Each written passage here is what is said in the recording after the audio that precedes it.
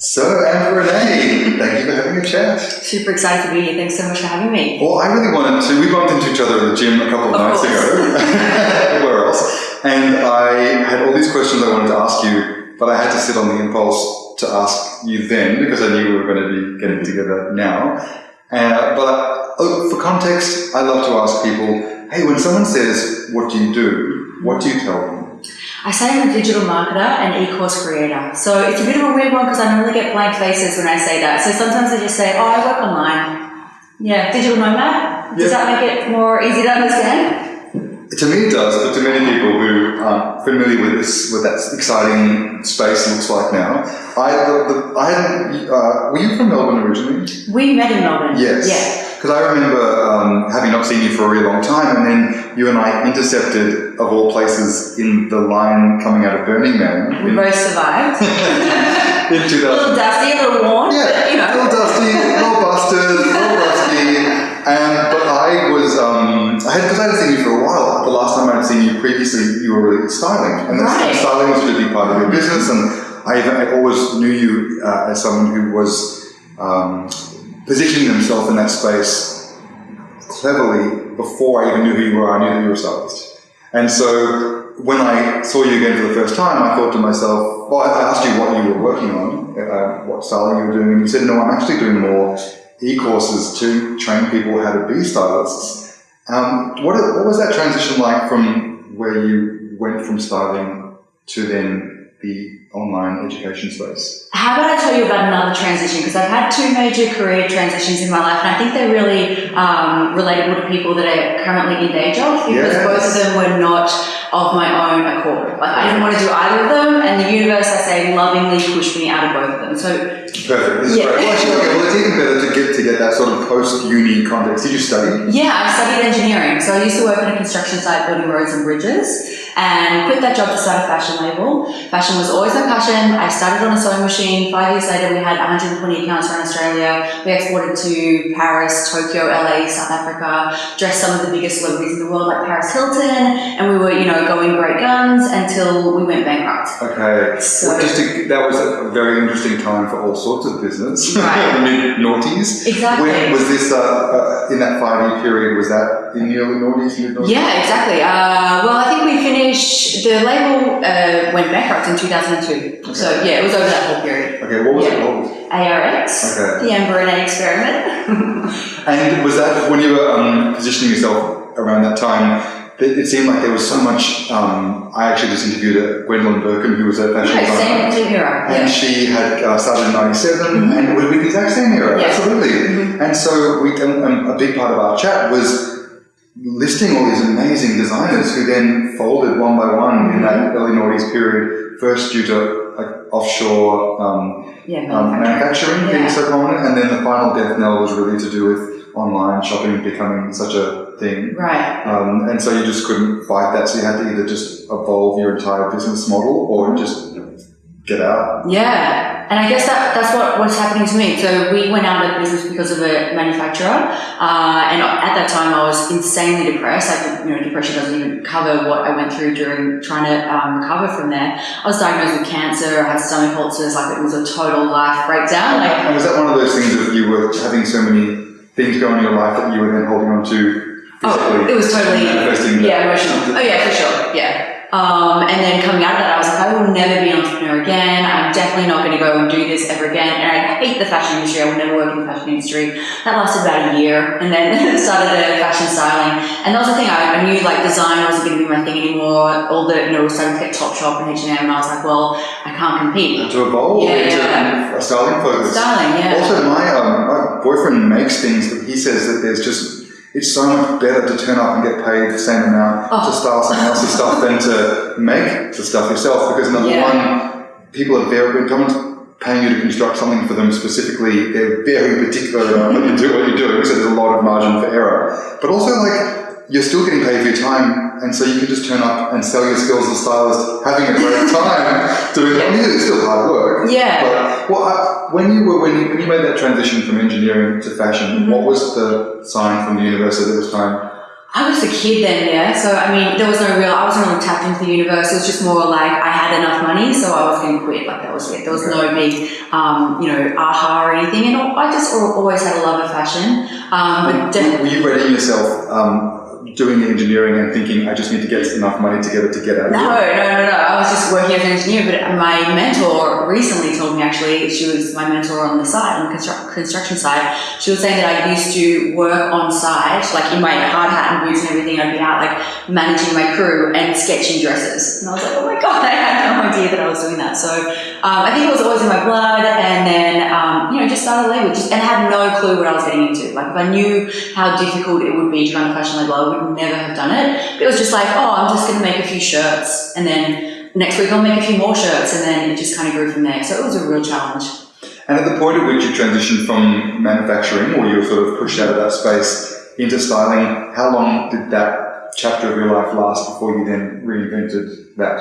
I think my first year as a stylist was really tough. So I worked, I did about 3 test shoots a day for an entire year. So you know what a test shoot is like, and especially if you're trying to arrange a shoot, there's a lot of production and, getting all the garments and photographers and models and everyone together. So I kind of produced 3 shoots for a day for a year. So I did a lot of work for free, built my folio, got networked, got connected, figured it all the game out. And then I grew pretty quickly from there. So how did you know that is the way to do it? Because to me, that makes sense that would work, but I don't know if anyone would naturally think, okay, I want to do this thing, I'm just going to do 3 shoots a day. Right. Again, there was no intention around that. It was just like, I'm enjoying it, I'm passionate about it, I've got a lot of enthusiasm around it. I loved it, I died for it, So I just kind of followed that passion and followed that bliss and the happiness, and I guess that was the path that it led me down. Did you have to have a financial safety net while you were investing a lot of resource into growing that career? Yeah, so I had lots of side hustles on my side hustle, right? So I was working for free, obviously, as a stylist, but I was doing telemarketing, I was working at a cafe on the weekend, just hustling with crappy little jobs just to pay rent, whilst I had my passion that I was growing, which really wasn't on the side anymore, it was kind of the main thing. But, I see a lot of entrepreneurs quitting everything and going, well, this has to feed me and this has to, pay my bills. And I'm always like, well, for the first 2 or 3 years, your business isn't going to pay your bills. So you better make sure that you've got a crappy night job or, a telemarketing job where you can sit and zone out for a few hours and take home some money. Isn't it reassuring as well when you don't put all the pressure on your passion to speed you? Because I think it's actually a little bit stifling. Because it can actually make your passion space anxiety filled. Right, and you have that desperation around you, especially if you're trying, like as a stylist, you're trying to win clients, you're trying to win brands. So you don't want to go into meetings with that air of desperation where you're like, I need to get this job, otherwise I can't pay rent this month. So for me, it was just like, find other ways to pay your rent and have this as your passion, as something that you love. Do you know, I really reckon that a few years in a space where I was going to castings, doing modeling stuff, really trained me to A, accept rejection, right. B, put myself up for all sorts of things that I either wanted or didn't want, and then have that learning of like, actually, if I play it cool, like I've already got this in the bag, you need me more than I need you. Mm-hmm. They can smell that, and it's so desirable. Absolutely, in every sense, in business, in love, in relationship, in every sense. And so when you were in the styling space, how long did that period last for before you started thinking, okay, I need to change the game once more? Well, again, I ascended pretty quickly in styling. So I was the fashion editor of Women's Health and Fitness magazine. I was the resident stylist of Southern Cross Hysteria. At the time, it was our biggest radio and TV network. And I was dressing some of the biggest celebrities in the country. So I was sort of at the peak of being a fashion stylist. I had these 2 regular gigs. So even if I, didn't get out of bed or didn't try to win new work, I was still going to get paid. I still had 2 regular jobs. And I just kind of sat on my laurels. By this time, I moved to Sydney and I was in Bondi and I had 2 regular styling gigs, which no one, most stylists work their entire careers to try and get one. And I had 2 after like 4 years. So I was like, I've made it. Like, look at me, life is so grand.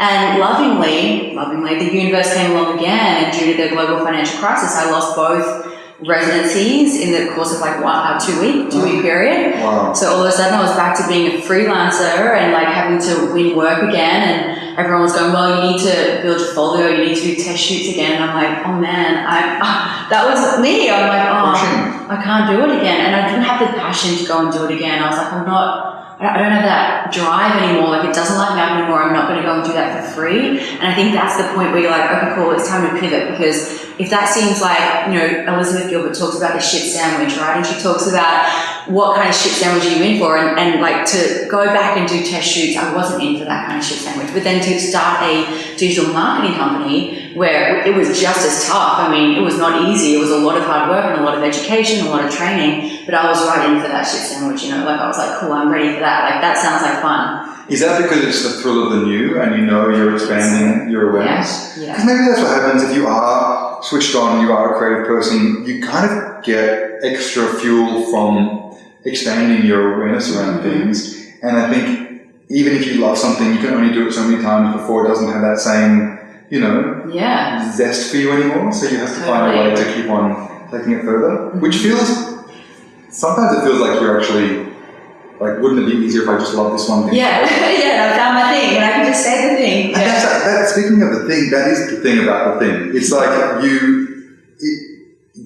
no point are you ever totally done, because you'll achieve this thing that you thought you were waiting your whole life to achieve, and then it'll feel great for a while, and before you know it, you'll start to see the next thing off in the distance, and then that becomes a new mountain to climb. That's life, right? And so I love the idea that sometimes we have a sense of, this isn't enough for me anymore, I'm going to see what's on the horizon, and then we move towards it, and sometimes the universe pushes us on that ledge. Which is that the next main iteration of career that's taking you to where you are now, in terms of with design and with styling and now with e-commerce or e-learning, is that I feel like you've chosen times to jump into those things where it seemed a little bit ahead of the curve. I don't feel like I mean, even when you and I bumped into each other in August 2016, leaving Burning Man, that idea was so new to me that even though I know what e-learning is, the idea that someone would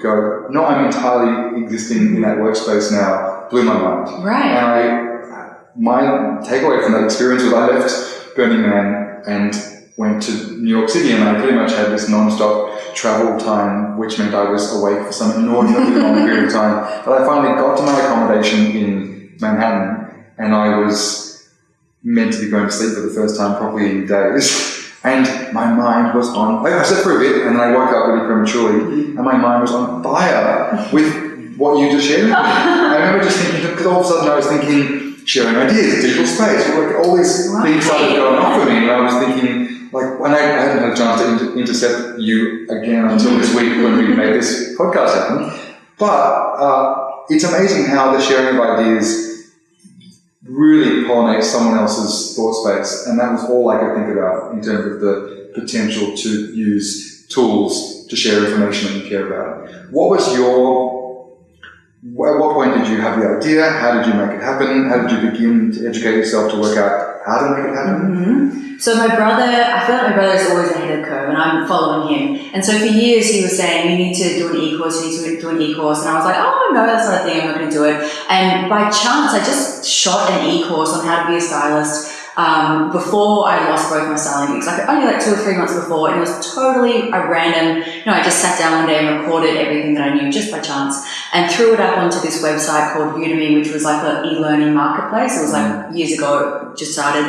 And I remember at the time I was like, oh, I am going to retire. Like I started looking for airline tickets to Hawaii. I'm like, this is it, passive income, and like nothing happened. It was crickets, right? So that was sort of in the September of the year, and then in December I lost all of my jobs. So then it came to January, and I was like, well, I have this e-course sitting here, and I didn't even know that it was a thing, right? I didn't know it was an industry or that it was an income stream or anything. So I just kind of like, again, stumbled into it. Like, it was just sort of like, well, I'm interested in online. I come from an engineering background. I'm pretty techie. I'm pretty good with numbers. So let's start exploring. I was passionate about it. I was fascinated by it. So again, just went down that track of, I'm going to start reading blogs. I'm going to start watching videos. I'm going to follow my interest down that little rabbit hole. And that was my first year, basically. So again, my first year, I took 18 e-courses of how to be an e-course person. So like, how to do Facebook ads, how to do digital marketing, email marketing, Google ads. So like literally just learned this whole industry by doing e-courses. And then it took about 2 years for it to all kick in. And then, by about the third year, everything's just kind of like, now I'm like this funnel ninja. I love building funnels, and I just talk about funnels all day, which no one knows what a funnel is. Or no, I have an idea because I try and use that when describing marketing strategy for content for my clients. Yeah. But for those who don't know, what is a funnel? Funnel is just like a customer engagement sequence, I guess, so a nurture sequence. So when someone finds you online and they don't know who you are, what sequence do you bring them through to get, give them value and to warm them up and get them to know you and like you and trust you, so that you can eventually potentially get them onto your sales list or get them to buy an e-course in my regard. I think that, I suppose we're constantly in funnels responding to these things, and when it's successful, like all forms of marketing, you're actually quite happily participating in it. And then like a bad sales pitch, when it's not charming, you're like, really grinding for years. Mm-hmm. Just to give an idea, I'm intrigued by the idea of setting yourself this goal of, okay, I'm going to exist in the e-commerce space. Mm-hmm. And that, I love Elizabeth Gilbert, but another one of my all-time heroes is Julia Cameron of The Artist's Way. And one of her big notions is filling the well. You set yourself an idea for a creative problem you want to solve, and you just fill your well with as many different references or ideas or research or information as possible. And the amalgamation of those ideas is where your genius comes into play. Right. But in the meantime, you actually need something to draw from. Mm-hmm. And so, is it because you've got an engineering background that you understand technique around structure and how to facilitate a creative process in a logistically sound way? Because there are many creative people who can't really think of the scaffolding around their creative career. Or how to get this idea into a reality. Or to compartmentalize the stages, like, okay, there's the goal, these are the 7 steps I need to get to the goal. Within step 1, there's these 5 mini steps, and I'm going to, that's a very specific skill set to have. You're right. I guess, and that's what I've always said about engineering. It taught me how to think and how to solve problems. So I'm forever grateful that I have that as a background. And I guess the fashion design was very much the same thing. Like, it was very much like, I have a collection in my head. How do I get that into a sample collection? And then how do I sell that? And then how do I bring that to market? So I guess I have always been going through this process. Interestingly though, with this current business, it's the first time in my life that I felt like I'm fully using all of my gifts and abilities, right? So engineering was so analytical and, all of that, but no creative. Whereas fashion design was kind of a little bit of both, whereas styling was all creative and no analysis, no data, no technical background. So this is the first time that I really feel like in equal parts, I'm like, equally, data-driven and analysis-driven, and really needing to use a lot of that left brain as well as the right brain. So it's really, for once, I feel very fulfilled, which I find very interesting, because if you had asked me 10 years ago, I would have been so fulfilled that fashion design was going to be my thing forever, or that fashion styling was going to be my thing forever. And now I'm like, well, actually, this is, I feel much more alive and like myself in this thing. We have this, with career and our passions, as with romance, I feel like I've sometimes, every time I've been in some form of love with what I'm doing or some person, it just feels like it's forever. Forever. You just think forever and ever, and that's the measure of success in your mind. If I'm doing it forever, it's been a success, it works. But I definitely think that some things, love and passions, are not necessarily forever. They just come into your life to serve a purpose. To expand you and to grow, yeah. And I love the idea that you have been probably intuiting your way through these stages, like engineering into fashion, into styling, into this space that combines the elements really beautifully. But I think you almost need to fall in love to the degree that you think it's forever in order for your commitment to be so. For sure. Because if you did think it was a holiday, you might not take it seriously. Yeah, you wouldn't take it seriously, and you wouldn't, work the 100 hours a week that it requires to get it off the ground, or, go in deep that you actually need to do to get that business off the ground. And I think that's, when people are trying to decide what is my passion, what's my purpose, like follow that thing that you're like, I would do 100 hours a week happily. Like, I'm happy to do that now and not get paid, because that's the thing that you will eventually turn into something. And honestly, it doesn't matter whether you think it's going to be like $1 million career or not. And especially in my space, like, in e-courses, there are people that teach e-courses of how to play piano and they've made millions of dollars from the e-course. So, you would never think to start, and people that teach like how to train your dog and it's like $1 million e-course. So someone sitting at home going, well, I don't have $1 million idea, all I know how to do is train dogs. Well, if you're super passionate about that, then maybe follow that path and see where that path is going to lead you. Part of actually many of the stages post-engineering in your career, being your own face to your brand has been an integral part of marketing yourself. As a stylist, people want to know who they're working with because it's so collaborative. And as a designer, there's actually like a part of the story that you're buying into in terms of maybe that's more so now than it would have been in the late 90s, early noughties, but definitely within the influencer space and within selling ideas, it helps people to know who they're connecting to. And you're really great at designing an experience for which you're front and center. What has that process been like in terms of working out how to find a version of yourself that is relatable and understandable? And are you communicating with people online who are just versions of Amber Renae? No, I'm communicating with people to help them find the version of themselves. Yeah, and such an interesting question there, because that's actually one of the e-courses that I teach, a personal branding course, because I do feel like I'm pretty good at being a personal branding expert. So interesting that you should even recognize that, so thank you. I guess in terms of personal branding, it's really for women, because I teach women, pretty much only women. For women, a lot of our personal brand comes from our confidence and permission and, being able to be seen, being able to be heard and wanting to be the face of our brand, which for women is a really difficult thing. I don't know if it's the same for men because I don't have as many conversations with men, but I find that women have a really hard time with, self-confidence and all those sort of things. So I have a subtle undertone of overcoming fears and teaching self-confidence and self-love in all of my trainings, which goes in partnership with the very technical, this is your personal brand, this is how to become a personal brand, this is, the steps that you can take. So I kind of blend the two in because I just feel like they're so important. What is it about this day and age that makes the need to identify a personal brand so potent?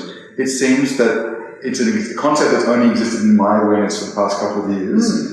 And it seems, I'm sure over the last decade as a people we have been embracing the notion without calling it that, but why now and what's the importance of the personal brand? I think with the advent of social media, even 5 years ago, we were not this connected on social, like when you and I were doing our thing back in Melbourne, you would never have gotten on Instagram or on Facebook. It wasn't really that kind of a thing. So I think with social media, we are really invested in people. We really want to know, hey, what's that person doing? And there's sort of that voyeuristic kind of feel to life in general. So I think, and especially in business, people, as you said, people really want to know who they're working with and who they're connecting with, especially if you're learning from someone. You want to know who you're learning from. So I think it is, I think we're heading way more into the personal brand era as well. I think in the future, personal brands will be much bigger. There'll be 5-6 people for every person, staff that they're hiring to manage their personal brands. And I think they will kind of be the companies of the future.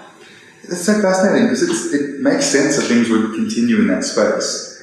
But I was also, wondering whether, social media sometimes feels antisocial because it's the illusion of connectivity when we don't feel like we can, because you can actually spend a lot of time on social media and sort of feel a bit isolated sometimes. It's like you're not actually having genuine connection with people. And what I am tossing up between at the moment is when you contribute work that is connected to passion that you really believe in, that is really authentic. And so social media is not actually the social part or the connective part or the passion part. Social media is just a conduit or a marketplace to then engage with the stuff that does mean something, which is people's work and ideas and maybe things that are the personal brands. The work that comes through personal branding, because it does mean something to you, I have a feeling that feels more authentic than social media interaction otherwise. For sure, yeah. And also, people are wanting authenticity and wanting vulnerability and wanting to really have human, genuine connections. And that's definitely the area that we're heading into. I think in the past, social media has been like, look at my perfect life, I am so perfect. And I think moving forward, people are going to be like, hey, this is the real me, and like what you said, this is what I'm genuinely passionate about. For me, I talk a lot about funnels on my social media, no one cares about funnels, but I'm like super passionate about building funnels. So I think it's like, we'll be able to find that mix of what people are passionate about and what people like to watch, I guess. Are the people who are coming to you through the work that you're doing broadening? Because I have a feeling that once upon a time, someone who thought, I'm going to invest in building my personal brand, early adopters probably seemed quite shrewd or quite, like it was something that was not very every day. So it just felt like if you were doing that, then maybe you were doing it, and it was a niche group of people who were participating in it. Now I feel like it's the future and everyone's going to be doing it. So have you noticed a broadening of who's coming to you to ask for inspiration in that space? Yeah, absolutely. So I work with a lot of women of all ages and demographics and backgrounds and even business types. So they're all business women that are wanting to do some type of business, but some of them are, doing like MLM or network marketing, and some of them are doing corner shops. They've got like a shop that they've opened. They know that they need to start engaging with their customers more. And I think that's the thing. If you've got like a bricks and mortar brand or a brand that doesn't necessarily have a face, well, how do you form that human connection with people when you're running a brand like that? So I guess that's where people are going, well, I do need to put more content out that people are going to connect with, and really that comes down to people wanting to know who I am and wanting to get to know me and why I built this store or why I created this brand or whatever it is. So I think that's sort of where we're headed. Do you always feel comfortable in front of the camera and relating ideas, or is that something that's evolved with time? I have always felt comfortable in front of the camera. There is a lot of imposter syndrome that I've had in the last few years when I've called myself an educator. So even though, I'm a natural educator, I've been teaching for years and constantly helping and sharing and empowering women, but once I put that label on myself, I'm like, well, who do you think you are? How dare you? So, and that's just been an interesting exploration all of itself. Because the average person who comes to you has to look at that for themselves too. That would be a very common syndrome for people who want to be sharing ideas. Right. That's like, oh, do I deserve to be talking in this space? Or who am I to try and be a voice in this space? Yeah, but who are you not to? We're all waiting for someone's voice. Like everyone, even whether you're waiting to inspire 1,000 people, whether you're going to inspire the 3 people around you, maybe your children and your husband that need you, like you're still inspiring someone, right? And a lot of that comes down to having the confidence to put yourself out there and having the confidence to actually step up and be the inspiration. When it comes to people who are learning ideas about marketing and personal branding, what are some of the biggest mistakes people make or pitfalls when they are entering the space for the first time?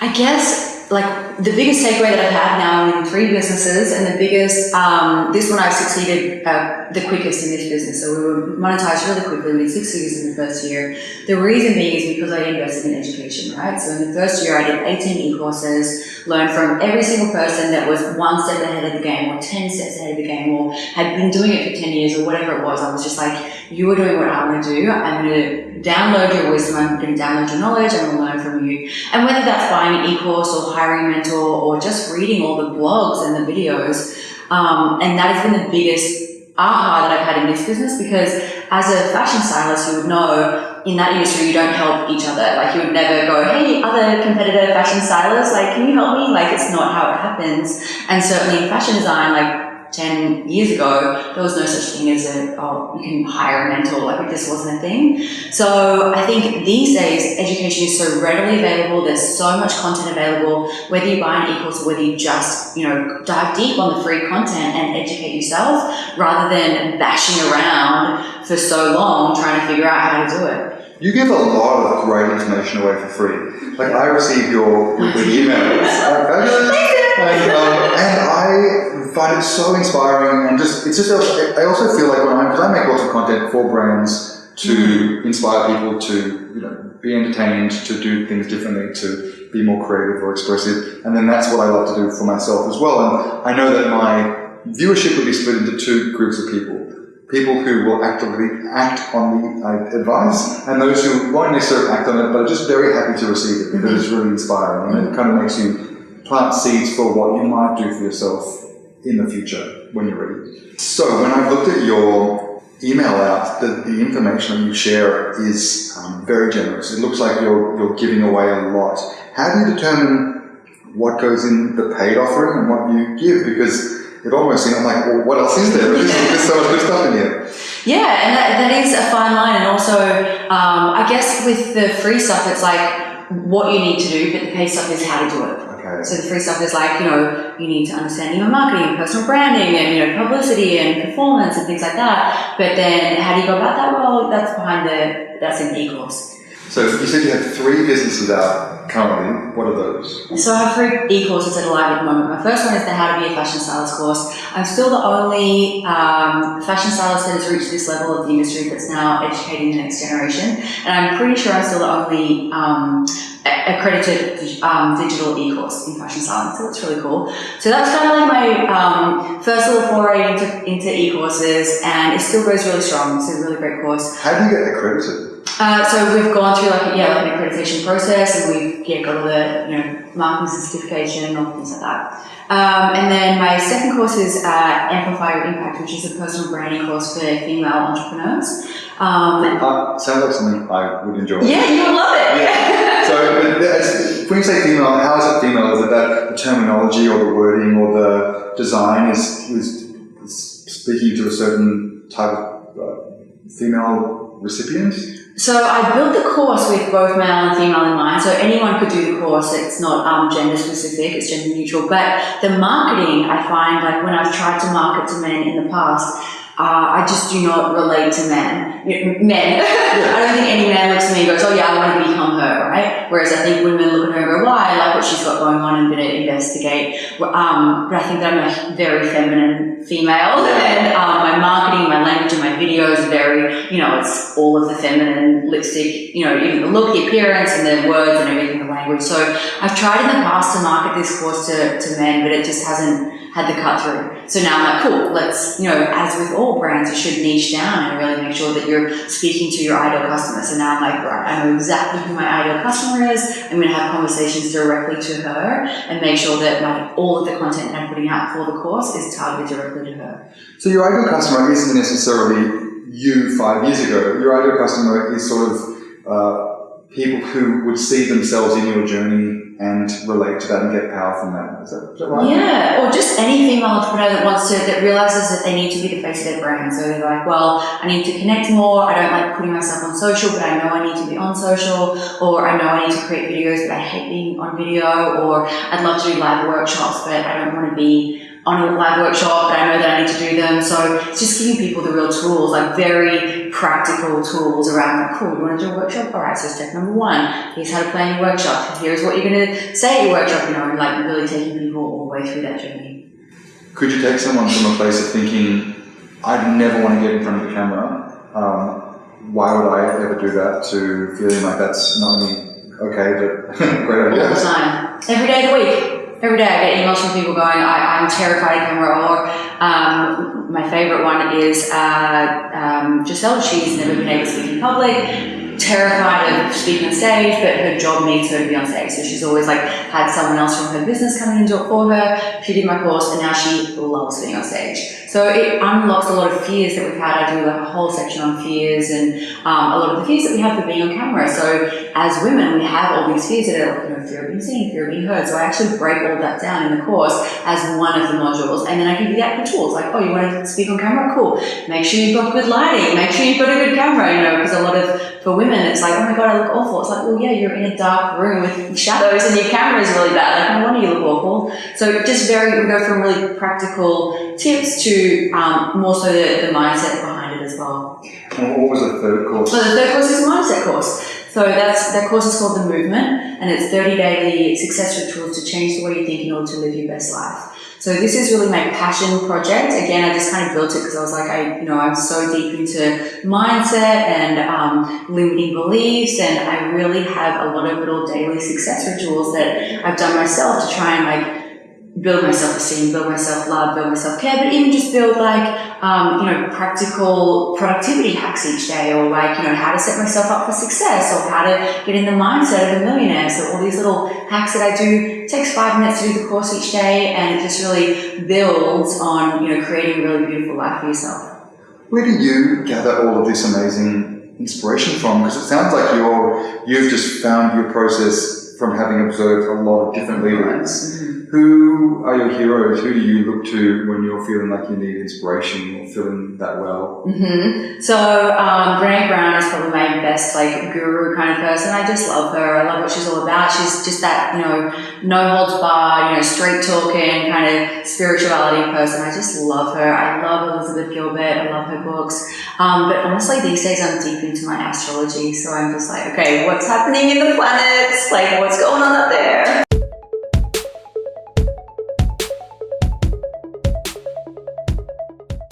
So you've spoken about a couple of periods of evolution in your journey, and every time you've been in the previous chapter, it did seem like it was forever. Do you think about what another chapter could look like, and if not this, then what the next journey might be? I do, and I'm also very unattached to what the next journey could be, and also to this journey in particular as well. I think coming from the last two companies where the universe lovingly removed me from those businesses, now I'm so less attached to how long I'm going to be in this industry for and what the next iteration is. And what I know for a fact is that, I'm big on reinvention, I'm big on transformation, so I know that I'll survive and I'll get through to the next one if that's what the universe has in store for me. So I think there's a lightness around that, whereas there was a lot of attachment with the other businesses of this has to last forever.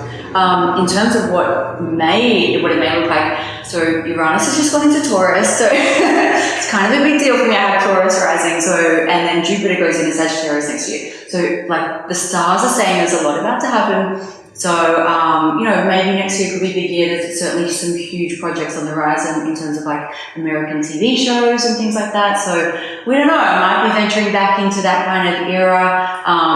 Back in Melbourne, I was doing a lot of TV presenting and a lot of that kind of thing. So I think I might be sort of merging back into that kind of area. I don't know. How did you know whether, because you sound to me like someone who could do so many different things. Was that a challenge to work out where to put your energy when you love to, I could be a TV presenter, it could be fashion, it could be, it could be magazines, there are so many different areas that you could work in. How did you decide what to invest your energy in at what time?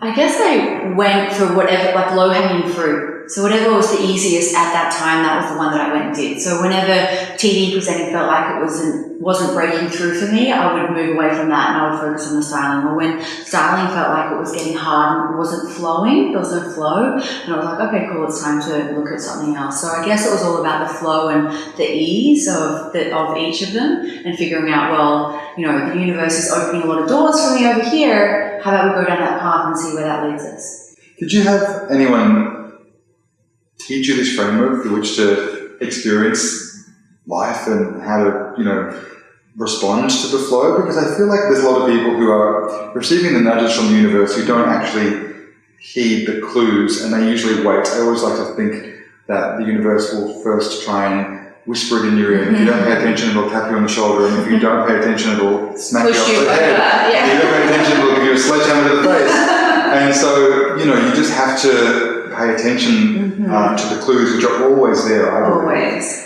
Was that something that you had to be hit with the sledgehammer before you started to listen to the whispers? Oh, for sure. I mean, the first business went bankrupt. Second one, lost both within a month. So yeah, there was a lot of, it's really in this business that I've been super deep on, let's see what's happening out here first, and then I'll use that to navigate the path. Whereas before I was like, well, I'm going to do this and I'm going to, go down that path first. So, definitely, and also hindsight is such a great teacher, when you can look back and go, oh, that's what that was all about. And I actually probably should have done it that way.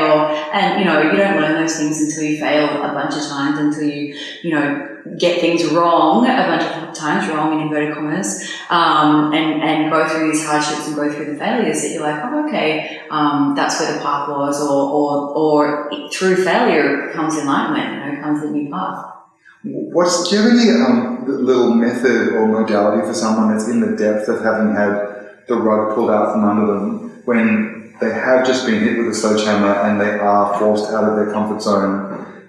What would you recommend that someone could do to begin that process of healing, to look at what the reason behind the rug pulling was? It's just quiet time, isn't it? It's just sitting with yourself and asking yourself those questions. I think, I wish it was more fun than that, but it really isn't. It's just introspection. And, I took a lot of time in a bath. Like, I would just sit in a bath for hours and hours each day. I know that sounds luxurious, but it was more just sitting there and going, well, what is this all about? Like, what am I supposed to be learning here? What is the lessons here? What am I missing here? And if you sit with yourself for long enough in a meditation or just in a quiet place, if you're not a meditator, if you sit and ask yourself those questions, you will eventually get the answers. I also love the idea that, say, for example, these ideas, like what you just described, is totally alien to someone. They're thinking, I'm not going to go and meditate for 6 hours a day. You're insane. But I like the idea of, okay, what's the baby step version of that? Maybe it's a case of, if you're always surrounded by the chatter of people, why don't you go and spend your lunch break by yourself? Or why don't you give yourself a music and podcast-free train journey home so you can sit and see what's coming up, see what's bubbling up in your own thoughts. Yeah, or even like a walk around the block if you rather than have another like 7th coffee for the day, do the micro meditation that doesn't actually require much more than just going for a walk. Totally, and that's exactly what the movement is. That's my mindfulness course, so that's exactly what we're teaching there. So little 5-minute pockets of your day where you're enlisting things like mindfulness and self-focus and self-awareness and all those kind of things that are just so important. But when you're not trained in this, like if you don't know what meditation is or you haven't really been passionate about learning it, then how would you know to go and sit with yourself for 20 minutes and meditate or whatever it is? So the movement really teaches like little pockets of self-awareness. Well, I love to end by asking people, so if I were to bump into you in a year's time, what is something that you're working on that you would love to have in the bag, nailed, or be really far along with, that's just sort of like on the horizon currently? So I'll give you 2 answers, professionally and personally. Yeah. So professionally, we have a US TV show in the pipeline. So it could all fall over between now and then, Dan, as you know. It's not a signed, sealed, delivered deal just yet, but hopefully that will come off and hopefully I may be on network TV in the US next year. Professionally, that would be really fun, right? Because that would open up a lot of doors in terms of my own platform and the e-courses, and I'd be able to educate and empower a lot more women all over the world. So fingers crossed that comes off, but if not, hey, we don't know what maybe the universe has something bigger for me. We don't know, right? And personally, hopefully, in a year's time, I will have worked out all of my money blocks. I have a lot of money blocks and a lot of blocks to abundance and blocks to wealth and blocks to, creating great wealth for myself. And I've been working on this pretty solidly for like 18 months, and I kind of keep thinking like, I'm so close, I've sorted everything out, and then just recently there's been like another lot of like, no, you haven't done all the work, like you need to keep working on that. So I feel like this is kind of one of the last areas in my life that I just haven't quite got right yet. And I've never been able to marry the huge success that I've had with a huge bank account. So I'm hoping that, once I figure out all these money blocks, then those two will align. I also love the idea that everyone does, and so many people do have money blocks. So the idea that you would be able to do the journey and then create the roadmap for other people to take the journey afterwards, it's a really that is a great hurdle for you to have to jump, so that then you can become the coach about that process. That's definitely something that could happen, yeah. So for anyone that's been really inspired by the ideas that you've shared, who could potentially find out more from your e-learning opportunities, is there a little nugget of inspo that you would give to someone who is being inspired to start thinking in these terms for the first time? Like I could really invest some energy in becoming, working out what my offering is through a personal branding exercise, or where does someone begin that journey besides from investigating the work they could do with you? Yeah, well, I actually have a free personal branding course, which is kind of like 101 on personal branding. So it talks about personal branding, social media. We talk a little bit about fears and overcoming fears and things like that. So if you go to amberrenae.com/free, you can grab that. Otherwise, there are a heap of great resources online, that you can just find and Google and go down the path and start learning, for sure. Great. Well, I have no doubt that this is just like a lovely little pit stop in what is a continuing journey to do so many beautiful things, and I love that we get to cross paths at these really interesting junctures. Absolutely. Yeah, and I've actually taken so much from what I've observed in your e-learning space, and I think your journey is so inspirational. So I think it's been really beautiful and inspiring, and I'm totally excited for you. Thank you so much. Thank you for having me. And thank you for letting me share with your audience. I hope they got a lot out of it. I don't doubt they did. Thank you.